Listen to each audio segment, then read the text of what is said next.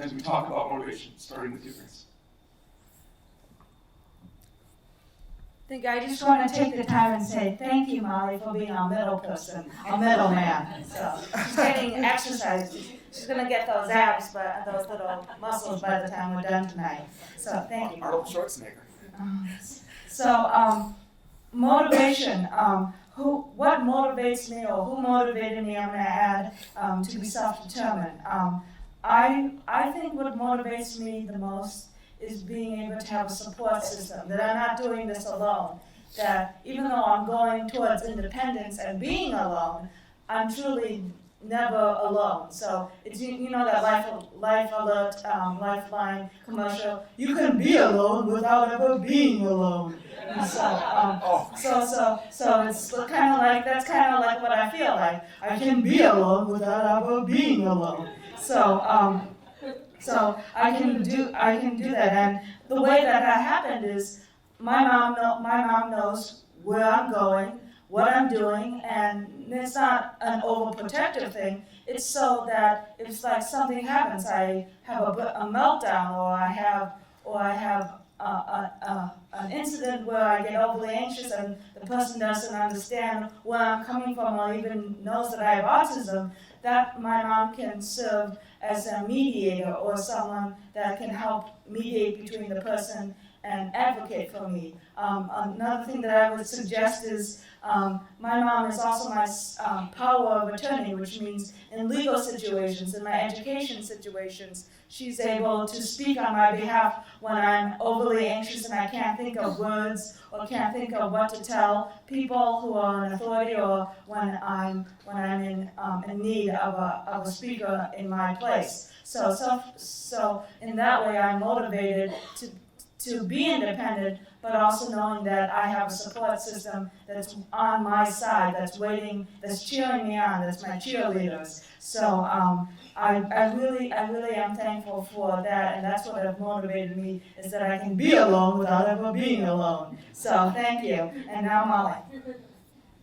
So one of the biggest motivators, like I said, I moved out when I was 18, and that really wasn't my choice, but my parents very rightfully so realized that we just can't live together. That's okay, that you love people and your family, you might not get along, and now that I've moved out, we have like a relationship I never hoped that we could have. We actually are super happy to see each other, and there's no more fighting. We just can see each other in small doses, and if I'm having a bad day, I can leave, and they don't have to deal with that or anything like that. So that really was like the first motivator, when I realized that I can live independently, have freedom, and have a really good relationship with the people who support me the most.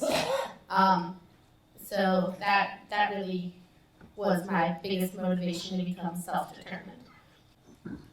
Thank you, Molly. I choose to be self-determined because I know that if I'm not, someone else will make decisions for me, and I don't want that. Being self-determined makes me feel like disability is only a word, not something that I am. I have learned to live with both my body and my mind. That's what all people have to do, whether they are disabled or not. One of the most significant philosophers of the French Renaissance put it this way: the greatest thing in the world is to know how to belong to oneself. Michel de Montaigne. What motivates me the most to be self-determined is one of my biggest things that I really, really enjoy is my freedom. My freedom to be self-determined, freedom to make my own decisions, my freedom to go back to school, my decision to go back to school, my decision to work full-time.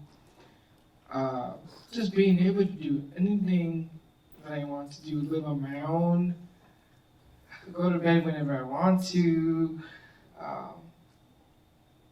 Just like, I love living on my own. I like my quietness. When when I lived with my mom, it was it was loud. It was 3 boys in the house. So I grew up with 3 boys, so everyone was loud. So when I moved out, I was like, thank God. Although I did miss living with my mom, because I lived with my mom almost all my life. And but yeah, freedom is what motivates me the most, to be self-determined in my book. And now I'll pass it over to Will. Thank you, Christian. Well, Christian, I want to bring up. I feel the same way Christian does. When I moved out, as much as I love my family, it was time to have my own space. I said, thank God I don't have to deal with the same old stuff going on in the household. So, so the freedom is really what gets me motivated. I get to do more than I used to. I get to. I'll give you an example. Every night when I lived at home, my mother would always have to wait for me to go to bed, because I'm a night owl. But the fact that I'm living on my own and I can go to bed when I want to, as long as it's by 1 a.m. But I can stay up as late as I want to, and I don't have to hear my mother say, please, babe, it's really, I need to get up and go to work. The other thing that gets me motivated is when I sometimes deal with people that are not necessarily meant to be in our lives. And also people that care about me that sometimes drive me crazy. That gets me more, that can sometimes get you more motivated than ever before.